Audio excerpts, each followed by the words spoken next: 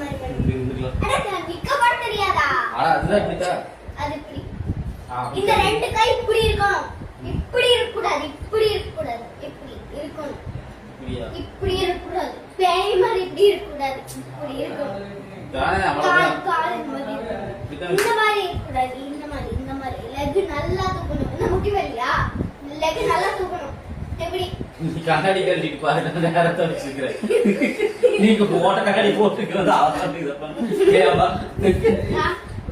என்ன இப்படி பண்ணு